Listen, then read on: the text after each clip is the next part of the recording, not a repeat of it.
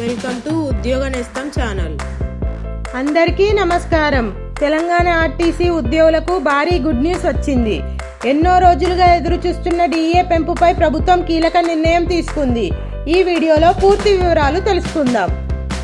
తెలంగాణ రాష్ట్రంలో ఆర్టీసీ ఉద్యోగులకు ప్రభుత్వం 2.1% డిఏ పెంపును ప్రకటించింది.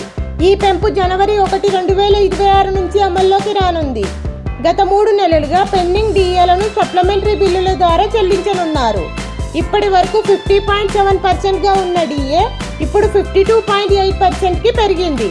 ఈ నిర్ణయంతో ఆర్టీసీపై నెలకు సుమారు 2.82 crores అదనపు భారం పడనుంది. అయితే ముఖ్యంగా చెప్పుకోవాల్సిన విషయం ఏమిటంటే ఆర్పీఎస్ 2017 అమలు తర్వాత డిఏ బకాయిలు లేవు అని ప్రభుత్వం క్లారిటీ ఇచ్చింది. ఈ సందర్భంగా మంత్రి పొన్నం ప్రభాకర్ గారు, ఆర్టీసీ ఎండీ నాగిరెడ్డి గారు ఉద్యోగులకు శుభాకాంక్షలు తెలిపారు. ఉద్యోగులు కూడా ఈ నిర్ణయంపై సంతోషం వ్యక్తం చేస్తూ ప్రభుత్వానికి కృతజ్ఞతలు తెలిపారు. అలాగే మంత్రి గారు పెండింగ్ పనులను త్వరగా పూర్తి చేయాలని, అభివృద్ధి కార్యక్రమాలను వేగవంతం చేయాలని అధికారులకు ఆదేశించారు. చూస్తే తెలంగాణ ఆర్టీసీ ఉద్యోగులకు ఇది పెద్ద రిలీఫ్.